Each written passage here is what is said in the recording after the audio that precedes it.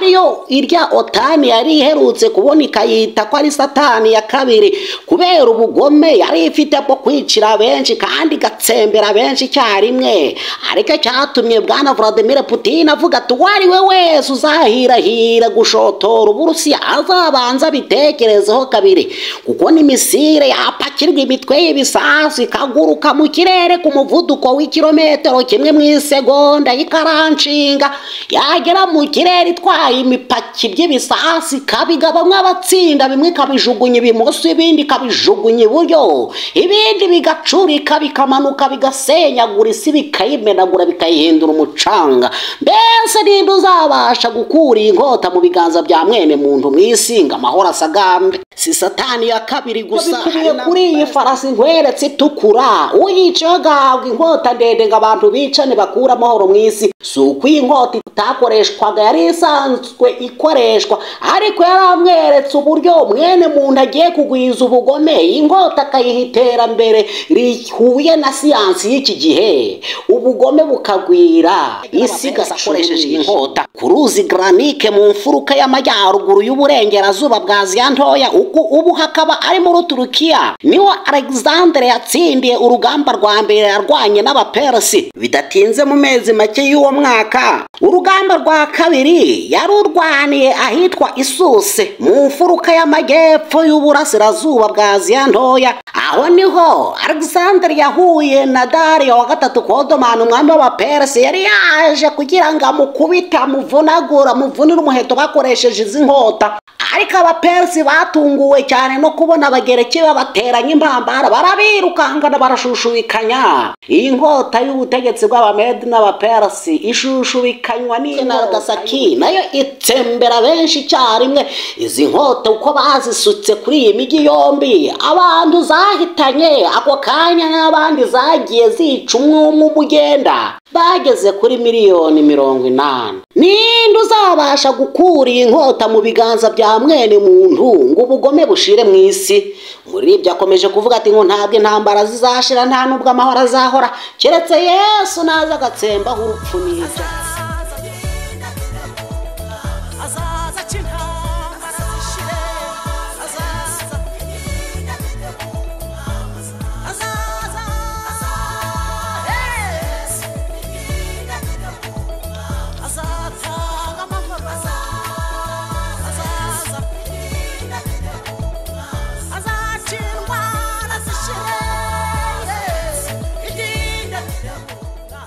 Nguko mudahwema kutwumva, natwe ndiduhwema kubashimira mwebwe nshuti mudahwema gukurikira isi ya Bibiliya. Turavuze ngo Uwiteka abahe imigisha, kuko aho isi ya Bibiliya igeze naho izagera ni mwebwe tubikesha. Hirya no hino ku isi, mu mpande enye z'isi, umwuka w'urupfu ukomeje guhangayikisha mwene muntu. Mu birere bine byose by'ijuru, umwuka w'urupfu niko ukomeje kuzerera. Ijoro ry'umubabaro riri gusimburanwa n'amanywa y'agahinda, amanywa y'agahinda agasimburanwa n'ijoro ry'umubabaro. Hirya no hino ku isi mwene muntu ntaryama ngo asinzira afite amizero y'uko buri buke. Ibimenyetso by'iminsi y'imperuka bikomeje gusimburana uko bwije n'uko bukeye, buracyagaragara kimwe n'ejo hakagaragara ikindi. Yewe n'abakomeye baricara amanywa n'ijoro baryama ntibasinzire, bashakisha igisubizo cyaba umuti w'ibibazo biri hirya no hino ku isi byabacanze. Ahangaha ku isi ya Bibiliya tukomeje gutunga itoroshi hirya no hino kugira ngo turebe ibyo bimenyetso by'ibihe aho biri kwerekeza isi,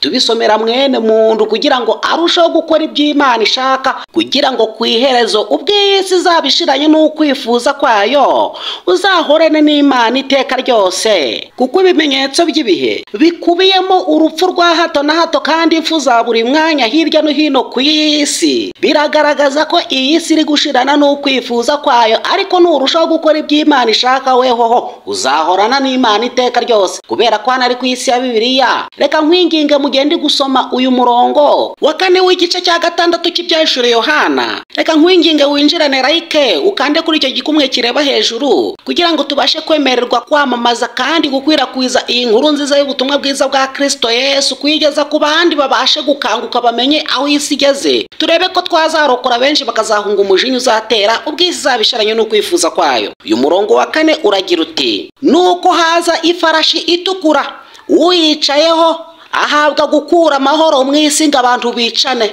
kandi yari afite inkota ndende. Iyi farashi itukura uyicaye agahabwa inkota ndende kugira ngo abantu bicane bakure amahoro mu isi. Yohana yayeretswe mu mwaka wa 95 ubwo yari ari ku kirwa cy'Ipatimo, ariko n'ubundi yari isanzwe ikoreshwa hirya no hino mu isi. Inkota yo gukura amahoro mu isi, hirya no hino abami b'abami bazikoreshaga bagenda bigarurira ibihugu n'intara kubera icyifuzo cy'isi cyo gukunda binini. Ariko Yohana yayeretswe kubera ko Uwiteka cyangwa se Kristo yari yaravuze ko ubugome buzagwira. Iyi nkota yagombaga kuzatezwa imbere, ubugome bukagwira hirya no hino mu isi, abantu bakarushaho kwicana. Ninde uzahagarika ubugome bwa mwene muntu mu isi? Ntabwo intambara zizashira, nta nubwo amahoro azahora, keretse Yesu naza agatsembaho urupfu n'ibyaha. Iyi nkota yarakoreshejwe hirya no hino mu isi. Zambatse ibihugu za kera zarayikoresheje mu rwego rwo kwifuza guhabwa ikuzo mu isi. Ubutegetsi bw'Ubukarudaya mu mwaka wa 607 bwaraje busenya igihugu cy'Ubuyuda bukoresheje iyi nkota, bukuraho kuko bwariho bwo bwifuzaga ko aribwo bugomba guhabwa ikuzo mu isi. Ariko ntibwateye kabiri, ntibwahoze witeka ryose, kuko ukora iby'Imana ishaka ari uzahora witeka ryose. Ubutegetsi bwa Mede na Persi nabwo bwari burimo buruza busatira bukoresheje iyi nkota. Bwasenye ampire y'Ubukarudaya n'umurwa mukuru wabo wa Babuloni mu mwaka wa 539 bukoresheje iyi nkota. Umwami wabo wa mbere mukuru cyangwa umuhuzabikorwa w'Abamedi n'Abaperesi ariwe Kuro yacyajije iyi nkota mu myaka 30 yamaze ari ku butegetsi. Yaranzwe no kuba intwari igenda itsinda kandi inesha imijyi n'ibihugu akoresheje iyi nkota, kugeza mu mwaka wa 530 mbere ya Kristo, igihe yapfaga aguye ku rugamba. Umuhungu we Kambise wa kabiri niwe wamusimbuye ku bwami bw'Ubumedi n'Ubupersi.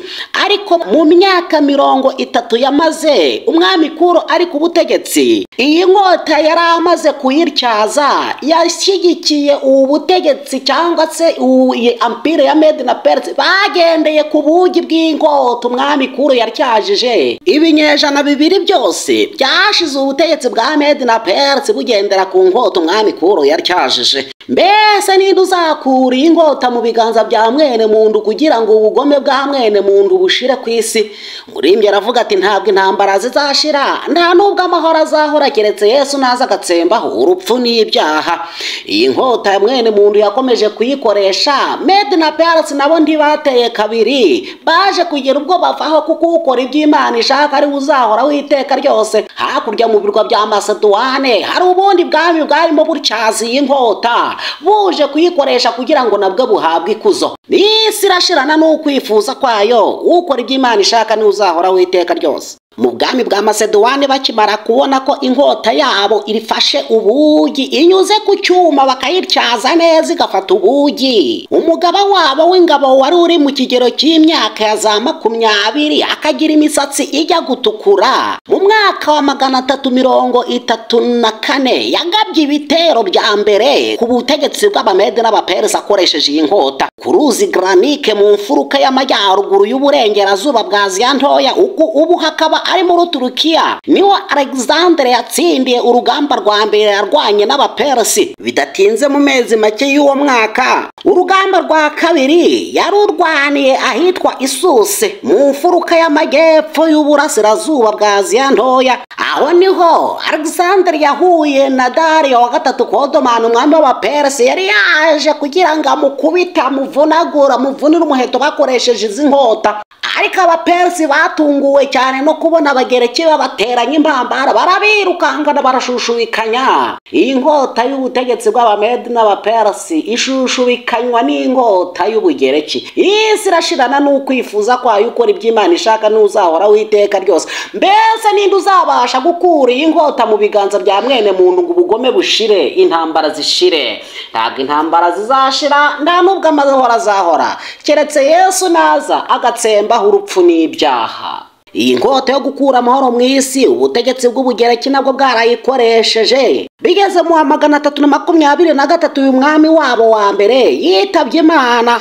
afite imyaka 32 n'amezi 8 gusa. Iyi nkota yisiga mu maboko y'abagaba b'ingabo 4 bo muri Macedoine. Ubugi bwayo yaryajije bwakomeje gushorera Ubugereki mu binyejana 3. Ubugereki bwamaze mu rubuga rw'isi ubwo mu mwaka wa 30 bwagwaga mu maboko ya Roma. Mu mirwano yabereye ahitwa Actium mu mwaka wa 31 mbere ya Kristo, umutegetsi w'Umuroma witwa Octavie yanesheje ingabo zishyize hamwe za Cleopatra Philopator wa 7 umwamikazi wa Misiri, amutsinda hamwe n'iz'umukunzi we w'Umuroma witwaga Mark Antoine. Icyo gihe Octavie amaze gukura inkota mu biganza by'Ubugereki, Abaroma bamuhaye izina ry'icyubahiro bamwita Kaisar Augusto, uhawe ikuzo. Uku niko mu mwaka wa 30 iyi nkota yari yamaze kuva mu biganza by'Abagereki icigatirwa n'ibiganza by'Abaromani. Barayityaza sinakubwira, bayinyuza ku cyangwe sinakubwira,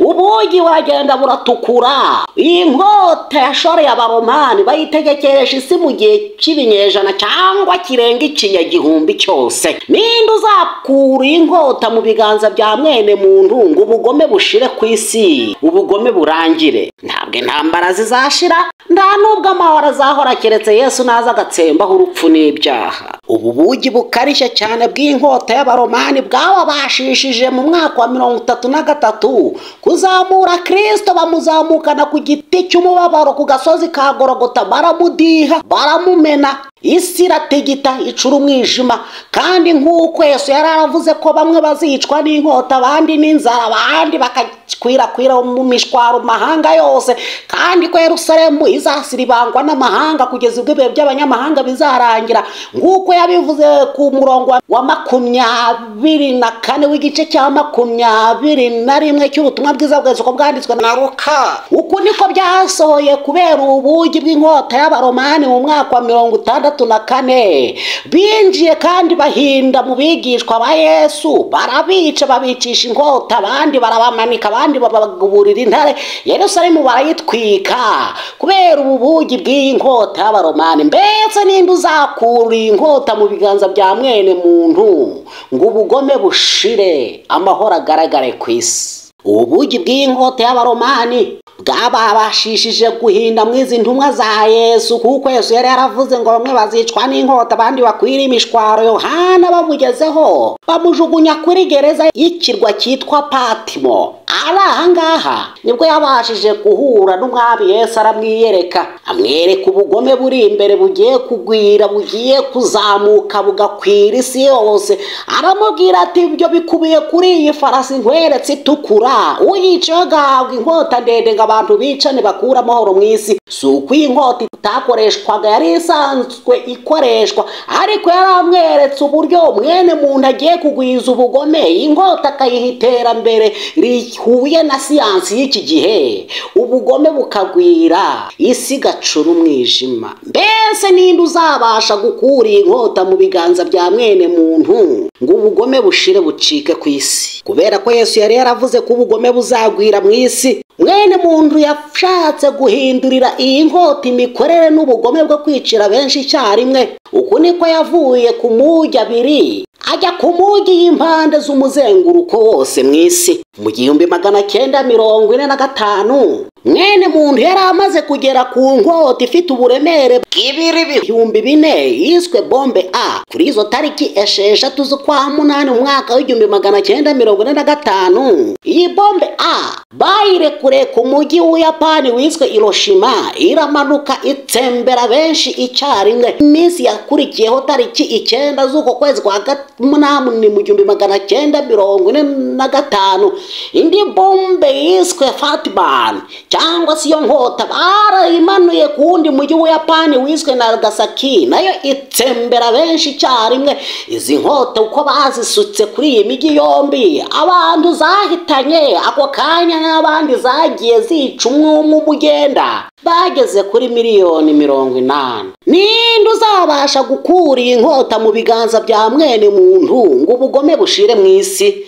Muri ibyo akomeje kuvuga ati ngo ntabwo intambara zizashira, nta nubwo amahoro azahora keretse Yesu naza agatsembaho urupfu n'ibyaha. abakomeye hirya no hino mu isi bararara amajoro bakirirwa yandi bashakisha aho bakura igisubizo cyo kugira iyi nkota ngo isubire mu rwubati ubugome bucike ku isi bushire, ariko byarabananiye byarabacanze kugeza ubwo ubutegetsi bwa gikapitaliste mu isi uruhande rwitwikira agashuka ka kidemokrate mu mezi 2 basigaje bari ku ntebe y'uruhembe rw'umuheto muri White House mu cyimbo cyo kugira ngo bagarure amahoro mu isi, ahubwo biyemeje kandi basinya yuko inkota zo ku rwego rwo hejuru igihugu cya Ukraine cyahawe bagomba kuzikoresha bakarasa kandi bagatsembera benshi cyarimwe mu gihugu cy'Uburusiya babuzengereze amahoro akurwe mu isi. Iyi nkota ibihugu by'uburengerazuba byahaye igihugu cya Ukraine ngo batsembeshe Uburusiya ni misile yiswe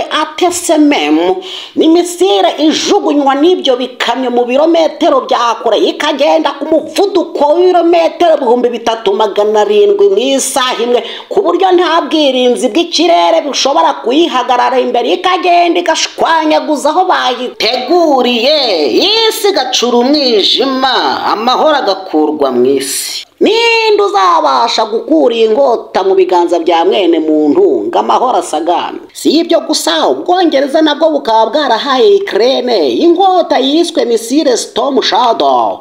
Izo zose ni inkota zo kugira ngo basekagura Uburusiya babusye babuvungure babuhindura umucanga. Mbese Uburusiya nabwo buraza gukora ku nkota zabwo bugezeho kuri ubu ngubu zihuye na siyansi y'iki gihe kandi zibafasha gukura amahoro mu isi, ariyo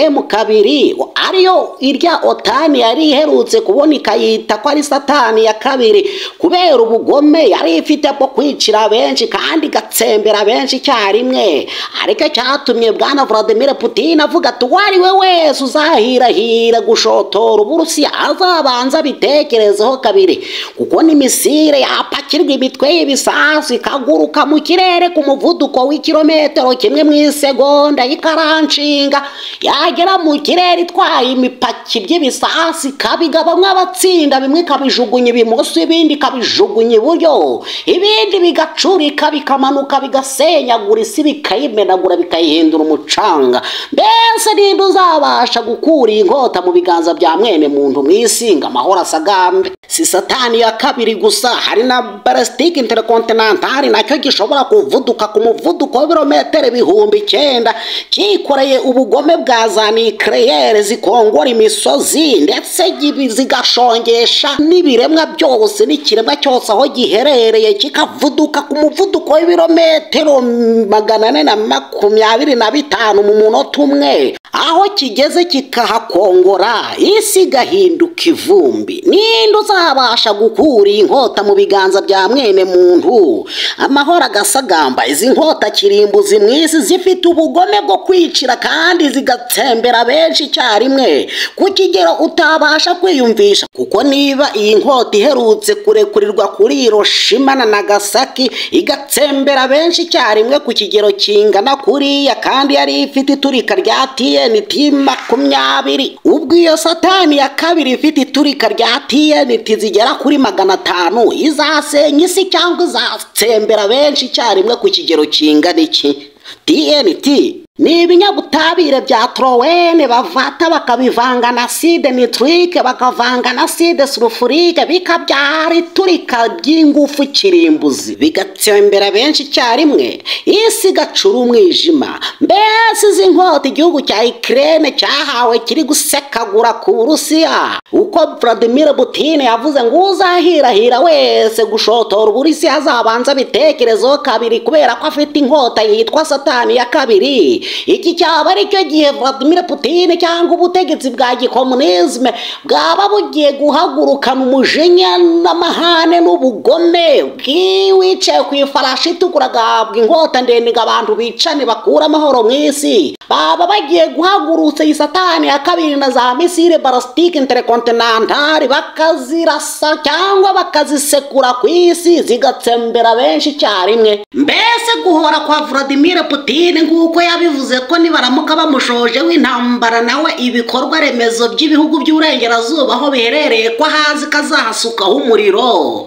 Nibyo koko araza kohereza izi nkota ku bikorwa remezo aho biri kimwe ku kindi, cyangwa guhora ko araza kukohereza kuri Washington. Ninde uzabasha gukura inkota mu biganza bya mwene muntu ngo amahoro asagambe ku isi? Ubutegetsi bwa gikapitaliste mwisi uruhande rwabwo rwitwikiriye agashuka kitwa kirepublike buriyamamura buvuga yuko ubutegetsi bwa kidemokrate bwasaze mu rwego rw'uko bwemereye Ukraine gukoresha izi ntwaro zo gukura amahoro mu isi, kandi urwo ruhande rwa kirepublika rwo rwari rufite umuti w'uko rugomba kuza rukarangiza izo ntambara.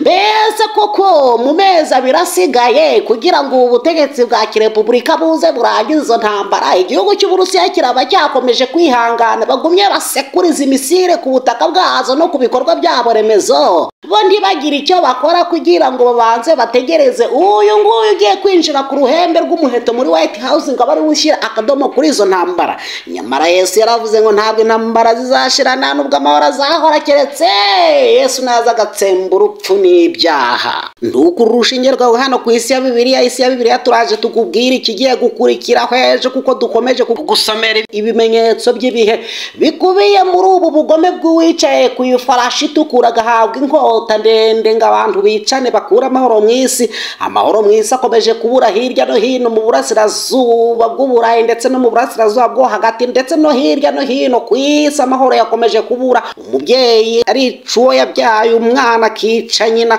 abantu ubugome bukomeje kugwira, abaturanyi baricana uko bwije nuko bukeye, ubumuntu buri kugenda bugabanuka, ubugome bwakomeje kugwira ku isi, amahoro bakomeje kuyakura ku isi. Ninde uzabasha gukura inkota mu biganza bya mwene muntu mu isi kugira ngo amahoro yongere agaruke muri mwene muntu? Isi ya Bibiliya iri hano kugira ngo ikubwire ikigiye gukurikiraho ejo. Nawe fatanya n'isi ya Bibiliya kugeza iyi nkuru kuri benshi kugira ngo barusheho gukora iby'Imana ishaka, bazabashe guhunga umujinya uzatera. Shalom shalom, turi kumwe.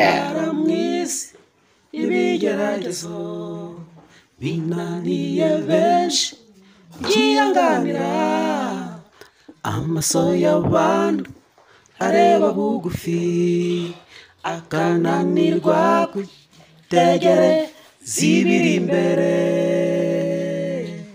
Intambara mu isi n'ibigeragezo binaniye benshi byihanganira, amaso y'abantu areba bugufi akananirwa kwitegereza ibiri imbere.